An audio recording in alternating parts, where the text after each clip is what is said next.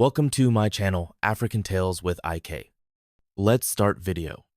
For 20 years, Johnny and his wife, Binta, lived in a quiet house by the riverside in the small town of Faju.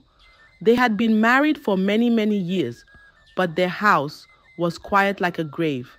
No child, no laughter, no baby cry, only the sound of the river behind their house. Every morning, when the sun was still small in the sky, Binta would walk to the river slowly. She would kneel down, touch her stomach gently and whisper, "O gods of the land, give me one child before I die." She said it like a song, the same way every day, rain or shine, cold or hot. Her voice was soft, but full of pain. Johnny would sit behind her, quiet. He no longer begged. He just looked at her and sighed like a tired wind. People in the town started talking. Some would whisper, "Her womb is locked with padlock." Others would say, "Maybe it's Johnny. Maybe he eats his children in the dream." But Binta and Johnny never said anything. They just kept trying. They went from one hospital to another. Doctors checked everything and shook their heads. Medically, nothing is wrong, they always said. Then they started visiting prayer houses. Prophets would pour oil on Binta's belly, press her forehead and shout, "Fire! Receive your baby now!" Until Binta fainted and fell on the floor like dry plantain leaf. But nothing happened, only headache and fainting. Next, they went to a native doctor. The man's beard was long like a mop and his voice sounded like thunder. He gave them bitter herbs. He said, "This one opened a womb that was drier than breadfruit. Drink it." Binta drank. Johnny drank. Their mouths twisted like bitter leaf. They believed him. But after 1 month, Binta's stomach was still flat like river stone. Still no child. Then they were told to bathe at midnight in the river. They carried calabash, chanted strange words, even walked backwards. The moon just looked at them and said nothing. People told them to sow a seed. Johnny sold his only motorcycle, the one he used to carry firewood to the market. "God will see our sacrifice," he told his wife. Binta went on dry fasting, no food, no water, 14 days. Her lips cracked, her hands shook. But she kept saying, "Maybe God wants more pain." Year after year, the pain grew like grass in the rainy season. One day, in their 15th year of marriage, they met a man of God. His robe was long. He looked at Binta and said, "The only way you can carry a baby is if you sleep with me. It is a spiritual covenant." Binta's eyes opened wide. She dropped to the floor and cried like a child. "No, I cannot. I will not." That night she held Johnny and wept. They didn't speak. They just sat by the river, listening to the frogs sing. From that day, they stopped visiting people. By morning, they packed their things and moved away, far from people, far from noise. They built a small house beside the river. No more hospitals, no more prophets, no more shouting, just silence, just waiting. That's where they stayed, quiet, just the two of them. No laughter, no visitors, only hope and the sound of water flowing like time. In the town of Ikenzi, there was a girl called Amanda. Her skin was bright like morning sun. Her hair was long like palm branches.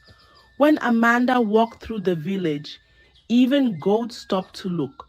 Boys followed her with their eyes. Men whispered to themselves.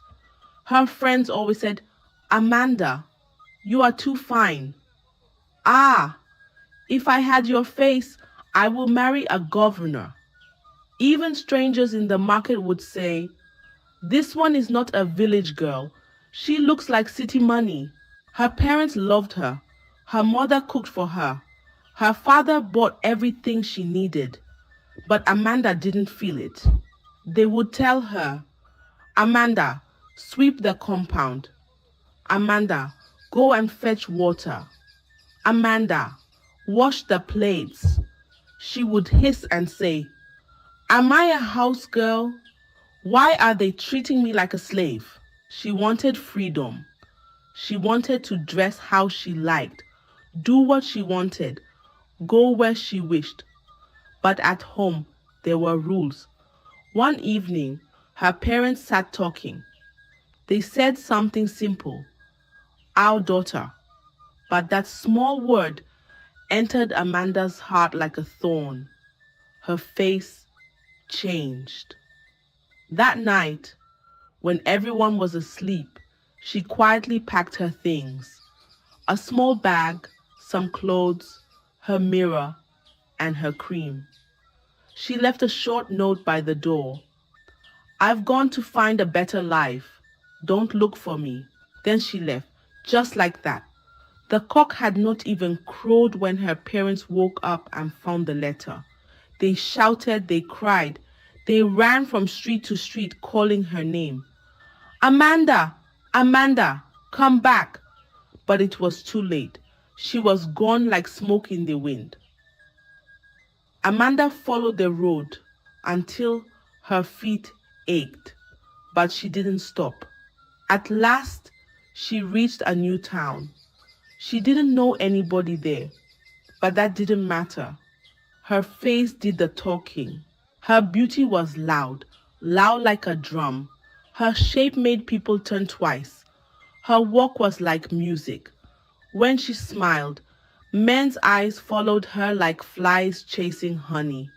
Women whispered, Who is this one? But they couldn't stop looking. She found a place to stay, a small room, but clean.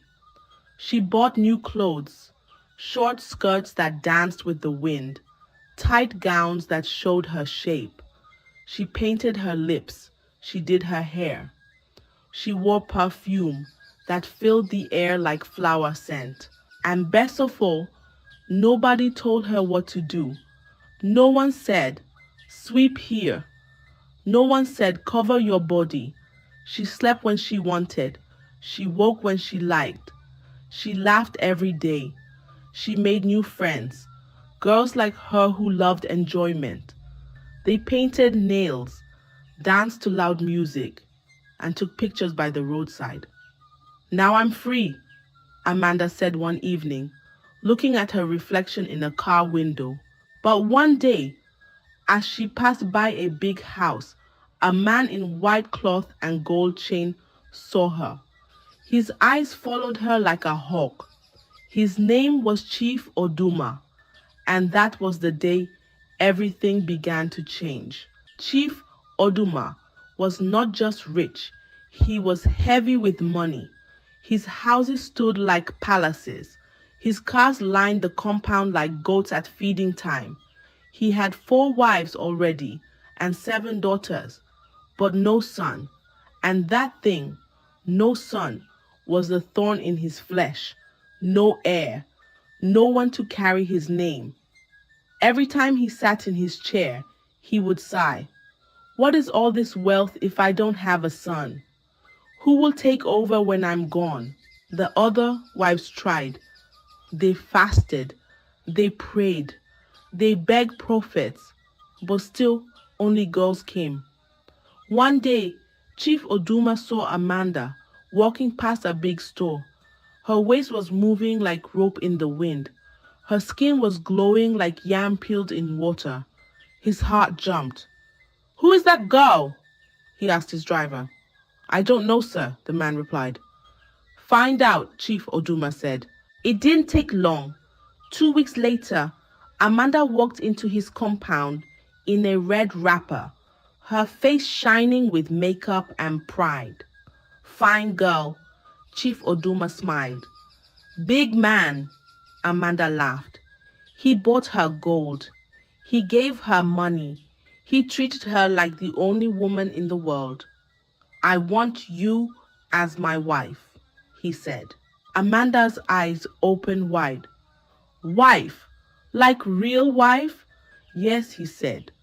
The one who will give me what others could not. Amanda smiled sweetly and leaned close to his ear. Her voice was soft like wind on dry leaves. I will give you a son, my lord. That night, the traditional wedding was done. There was music, there was dancing. People came with gifts.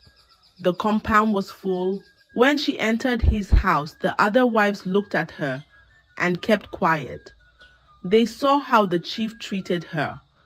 They saw how he laughed only with her. Even the servants changed her bed sheets every day. Her room smelled of rose water and respect. Chief Oduma touched her stomach every morning. My queen, he would say, my son is coming. And just like that, Amanda became number one. One early morning, before the birds began to sing, Amanda woke up and ran to the toilet. She vomited 3 times. Her legs were shaking. Her heart was dancing. She held her stomach and smiled. It has happened. The maids ran to call Chief Oduma. Sir, Madam is not feeling well. He jumped from his bed like a boy. What is wrong with her? What does she need? But when the doctor came and checked her, he smiled and said, Congratulations, sir. She is carrying a baby. Chief Oduma shouted, Ha! My son is coming. He clapped his hands and danced in the compound. Call the drummers. Call the cooks. Let this house know joy today. From that day, the compound changed like harmattan turning to rain. Amanda no longer walked. She was carried. Her food was cooked fresh every 2 hours.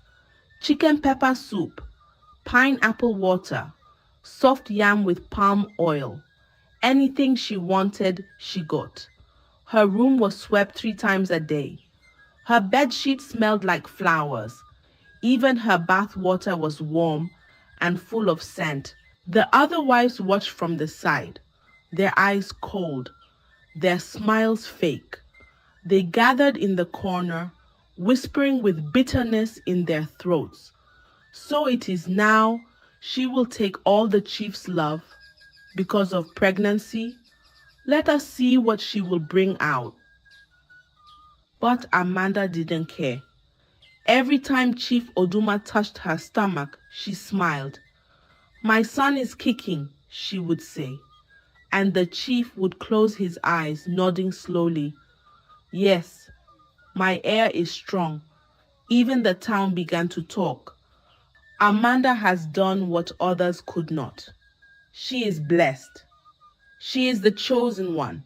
Amanda would stand in front of the mirror, rub her belly slowly, and whisper, I must win.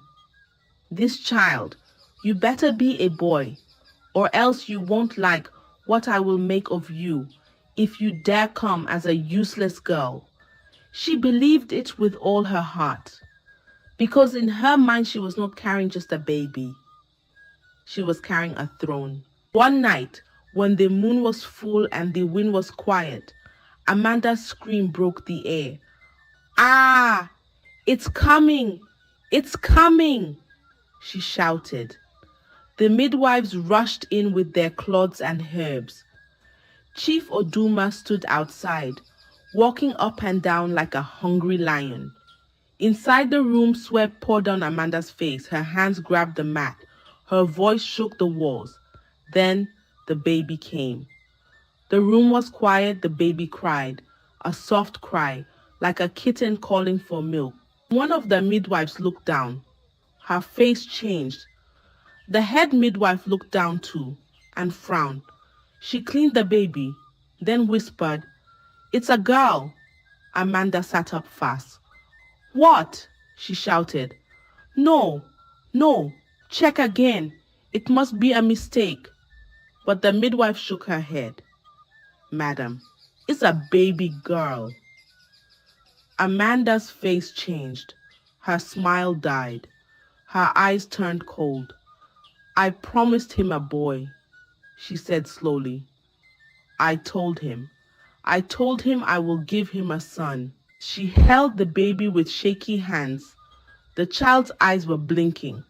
Her fingers were tiny. Her skin soft like a goosey skin. But Amanda could not smile. She could not say, thank God. Then she turned to the midwives. Her voice became desperate. Please, a poor woman gave birth tonight too, in the small hut behind the compound. I heard. She had a boy. Let us switch. Take my girl. Give me her boy. Please help me. The women stood still. They looked at each other, then looked at her. Madam, one of them said gently, we do not trade children. This is your child. Carry her. Amanda looked down at the baby. The little girl yawned. She was calm, innocent, unaware of the storm around her. But her mother's heart was not at peace. The child she had was not the child she wanted. Later that night, when the drums had stopped and the house was asleep, Amanda opened her door quietly. The baby was wrapped in soft cloth. Her eyes were closed, but she was breathing. Small, sweet breaths like morning wind. Amanda didn't carry the baby like a mother. She held her like a secret. The compound was quiet. Even the dogs didn't bark, only the sound of frogs in the bush and the soft crying of the baby. The river behind the house was wide and dark. It moved slowly, like it was thinking. Amanda stood at the edge. Her feet touched the cold mud. The baby started to cry, not loud, just soft whimpers, like she knew something was wrong. Amanda looked at the child. Her face was smooth. Her mouth opened and closed, searching for milk. Then Amanda said, I cannot raise a girl. A girl is useless. She brings nothing but shame. I promised a boy, a prince, not this. She raised her hands, and just like that, splash, she threw the baby. The baby hit the water. The river opened its arms. It didn't shout. It didn't fight. It just carried the child away. The cloth floated for a moment. Then it disappeared into the black water. Amanda wiped her hands on her wrapper. Her face showed nothing. No tears, no fear, just cold silence. She walked back slowly, like someone returning from market. But her mind was not quiet. What will I say? What if he checks the body? What if they ask questions? She wiped her tears, straightened her wrapper, and bit her lips till they turned red again. She stopped near the kitchen door and picked a torn piece of cloth. She dipped it in water, rubbed it on her chest, and smudged a little on her thighs. Then she entered the room. Chief Oduma was sitting up. His eyes were swollen with sleep, but full of hope. My queen, is it a boy? He asked, voice shaking like an old drum. Amanda paused. She touched her belly like it still carried something. Then she gave a small, broken cry. She covered her face with her palms and sat on the edge of the bed. It was a boy, she whispered. Her voice cracked. She sniffed. She let one single tear fall. Chief Oduma's heart jumped. A boy? Then where is he? What happened? Amanda turned her head away. She shook gently, like dry plant in Harmattan wind. He died, she said. Just as he came out. He didn't even cry long. He just went silent. She covered her face again and wept loudly now. Fake tears, but loud enough to sound real. Chief Oduma's mouth opened wide. He held his chest, then her hand. He didn't question. He didn't check. He believed. His voice was low, broken. The gods giveth, and the gods taketh. He pulled her into his arms and whispered, "We'll try again. You gave me hope once. You will do it again. My queen, my queen." Amanda closed her eyes, resting her head on his chest. But in her heart, there was no peace, because deep down she knew she had not buried a son. She had buried her shame. But the gods had seen everything, and the river was not sleeping. The river moved slowly that night, calm, quiet, like it was carrying a secret. Inside the water, the baby floated, wrapped in cloth, her tiny hands moving, her mouth crying soft like a kitten lost in the bush. At the river did not let her sink. No, it carried her gently, like a mother carrying a sleeping child on her back. She passed tall trees. She passed silent farms. She passed sleeping houses. The stars watched her. The wind followed her. The river kept whispering, "Go, go, go." Then, just before the rooster could crow, the river reached Faju town. Binta and Johnny were outside their small hut. They couldn't sleep. The night was too quiet. Then, wah, wah, they froze. "Did you hear that?" Johnny asked. Binta stood up fast. "That's a baby." They ran toward the river, barefoot, hearts beating like drum. There, near the edge, caught between two sticks, was the baby, cold, wet, crying. Binta gasped, "A baby girl." She picked her up, held her close to her chest. The baby stopped crying. She blinked slowly, like she knew she was safe. Tears rolled down Binta's face. "God has answered me. After all these years, God has answered me." Johnny knelt beside them. His hands trembled as he touched the baby's cheek. "She's beautiful," he whispered. They carried her home, wrapped her in warm cloth, boiled water, and gave her milk. As the sun began to rise, Binta looked at Johnny and said, "We will call her Osinachi, the child we waited for." And from that day, Osinachi became their daughter. The river had taken her once, but now she belonged to love. Years passed, like water flowing gently in a calm stream. Osinachi grew fast, tall, smart, and full of light. Her laughter was like music, her smile, soft like morning dew on fresh grass. Binta and Johnny raised her with love, real love, the kind that wraps around you like a warm wrapper on a cold night. She fetched water. She swept the compound. She helped in the kitchen. She never complained. "Thank you, Mama," she always said. "Yes, Papa," she always answered. She prayed every morning before the sun came out. She would kneel by the firewood and whisper, "God, use me to help people." The villagers loved her. At the health center, she helped the nurses. She cleaned wounds. She gave food. She sang to crying children. Sick people smiled when she touched them.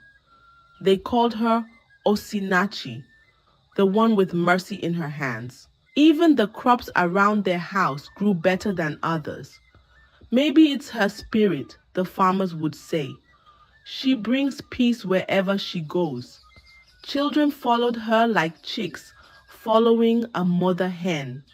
Old women blessed her on the road.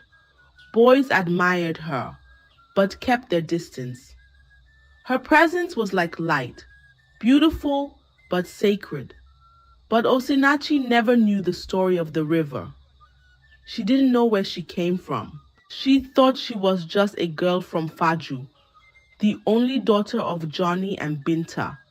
She didn't know that her name was once thrown away. But light cannot be hidden forever. One day, the truth would rise like the sun. Far away in Ikenzi, where the sun once shined bright on big compounds, things started to change in Chief Oduma's house. One early morning, the maids knocked on his door. Chief, Chief, no answer. They opened it slowly. He was lying still, eyes closed, hands on his chest. Chief Oduma had died in his sleep. There was no cry, no shout, just silence. His lands were shared. His brothers came like hungry lions, dividing his houses, his farms, his money. The compound became quiet. The wives packed their things and left, one by one, like birds flying away from a dry tree. Amanda was the last one. She stayed. Her daughters, they had grown. They got married and moved far, far away. They sent messages sometimes, but they didn't visit, not even for one day. Amanda sat in the big house alone. The same house that once shook with laughter and pride. Now, silence. Dust covered the chairs. Cobwebs danced on the ceiling. The mirrors lost their shine. Then strange things started. At night, when the moon was full, she would hear it, a baby crying. But there was no baby in the house. She would wake up sweating. "Who is that?" she would whisper. No answer, only wah, wah, wah. Her skin began to change. Dark spots, rashes. Her fingers turned pale. Her lips cracked. She went to doctors, one in the city, one in the village, one by the roadside. All of them said the same thing. "Madam, we don't understand this sickness." She took injections. She drank herbs. She fasted. But her body continued to rot, slowly, painfully, her bones weak, her heart heavy. She looked in the mirror one night and said, "What is happening to me?" But the mirror did not speak. Only the walls replied, with the sound of a baby crying and a river that never forgets. One night the wind was slow. The house was quiet. Amanda sat alone in her room, her back bent, her skin itching, her breath short. A lantern burned low beside her. She hadn't eaten all day. Her hands were shaking. Then, knock, knock, a sound at the door. She jumped. Knock, knock, knock. "Who is there?" she asked, her voice weak like an old drum. No answer. She opened the door slowly. There stood a woman. Her wrapper was white, her eyes sharp like blade. Her feet had no dust, even though the road was dry. She looked like someone who came from nowhere. The woman spoke. Her voice was not loud, but it filled the air. "You are dying." Amanda's knees became soft. "What? Who are you? What do you mean?" she asked. The woman stepped forward. "The river remembers. What you threw away is still alive, and she is the only one who can save you." Amanda's mouth opened, but words refused to come. "You have until the next new moon," the woman continued. "If she does not bless you, you will die." Then, just like that, she turned and walked away into the dark. Amanda rushed out to follow her. "Wait, please, who are you?" she cried. But there was nothing. No footsteps, no sound, no shadow. Only the night, only the silence, only the river, whispering softly in the distance. "Find her before it is too late." The next morning, before the cock could crow, Amanda tied her head with an old scarf, picked a small bag, and stepped out of the house. Inside the bag was the only thing she kept from that night, the small charm bracelet the baby wore on her ankle, the one tied with red thread and tiny cowries. Her face was tired, her skin was dry, her body was weak, but her heart was racing. I must find her, she whispered. I must live. She started walking. One town, two towns, three. She knocked on doors. Please, do you know a girl who came from the river? Do you know this bracelet? Some slammed the door. Some chased her away like a mad woman. One man even threw water on her, shouting, Go away, witch! She fainted on the roadside once, then again, then a third time. Strangers gave her water. A kind woman gave her bread, but her body was no longer strong. Her feet swelled like yam in fire. Her eyes turned red like hot charcoal. Her breath became short, but she kept going. She walked through rain. She walked through sun. She walked through bush paths and dry roads. Her slippers tore. Her voice cracked. Every night she counted the days with stones. 1, 2, 3. Then, with 6 days left to the new moon, she arrived at a town, Faju. As she entered, the breeze touched her skin. The river nearby hummed softly, like it was waiting. She looked around slowly and whispered with trembling lips, This place feels familiar. But the river said nothing. It only flowed, watching, waiting. That afternoon, Faju town was full of noise and joy. The village square was alive, drums beating, people dancing, women ululating, children running in circles. Banners flew in the air. People clapped and shouted, Osinachi! Osinachi! She had been accepted to study medicine in Lagos. The whole town was proud. The girl they all loved. The girl of light. The girl from the river. She stood in the middle, smiling, her hair packed in neat braids, her white gown shining like morning. Her anklet moved as she danced. The small charm bracelet, tied long ago with red thread and cowries, it jingled softly. Amanda had just entered the square, her body dusty, her wrapper torn, her lips dry like cracked earth. She looked up, and her eyes saw the bracelet. Her mouth opened wide, her legs shook, her chest beat like drum in the rain. No, it cannot be. It cannot. Then her knees gave way. She fell down hard. Her hands hit the ground. Her head bowed, but she didn't stop. She began to crawl. People turned and stared. Who is this woman? Where did she come from? Is she mad? But Amanda didn't care. She pointed at Osinachi, her voice trembling like wind in old leaves. My child, my daughter, please, I am dying. Osinachi stopped dancing. She turned slowly. Her smile faded.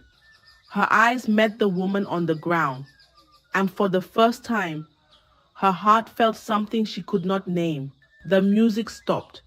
The drums went silent. Even the birds paused in the trees. All eyes were on the woman crawling on the ground. Amanda. Her wrapper was soaked with dust, her face full of tears, her hands shaking as she reached toward Osinachi. Osinachi stood still, her eyes wide, her heart beating like thunder. Then Amanda began to speak. Her voice cracked like dry wood in fire. I gave birth. many years ago. I promised him a son. Her chest heaved. The crowd leaned closer, but it was a girl, and I walked to the river, and I threw her in. Gasps filled the air. A woman covered her mouth. A man stepped back slowly. You are the one, Amanda whispered. You were that baby. The river didn't kill you. It gave you to another. You lived. You became light. And she broke into tears. I am dying. They said only your blessing can save me. Please, please, before the new moon. I don't want to die. The village square was quiet like graveyard. Nobody moved. Behind Osinachi, Binta and Johnny were standing, their faces calm but strong. A woman stepped forward quickly, trying to shield Osinachi. Number, don't go near her. This woman is wicked, she said. But Binta raised her hand slowly and nodded, gently, the way a mother nods when a child must face something only she can answer. Osinachi looked at the woman on the ground, and her eyes began to fill with tears. The air was heavy. Even the wind stood still. Osinachi walked slowly toward the woman on the ground. Her eyes were wet. Her hands shook. Her lips pressed tight like she was holding back a storm. She stopped in front of Amanda, and in a voice soft but strong, she said, You tried to end me. Amanda raised her head.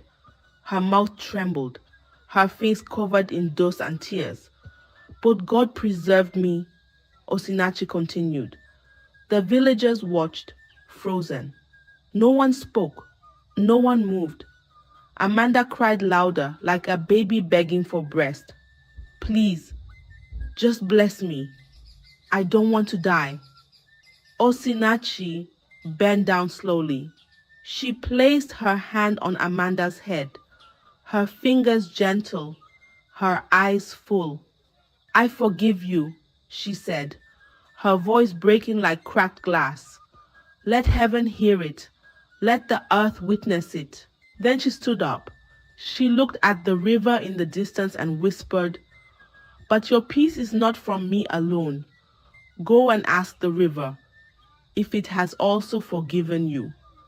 The wind returned, and as Amanda knelt there, her shoulders stopped shaking, her breathing slowed, her skin, once pale and dying, began to warm. Color returned to her cheeks. Her hands stopped trembling. She looked up at Osinachi with tears of peace. But Osinachi turned around and walked away. She had given her blessing, but not her heart. She did not smile. She did not look back, because some wounds only God can heal. Moral lesson: the child you throw away may become the one to save your life. Life does not forget. Forgiveness heals, but it cannot clean the memory of wickedness. I hope you enjoyed the tale.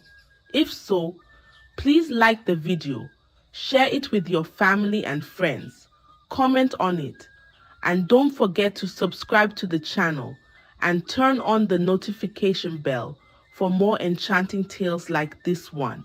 Goodbye.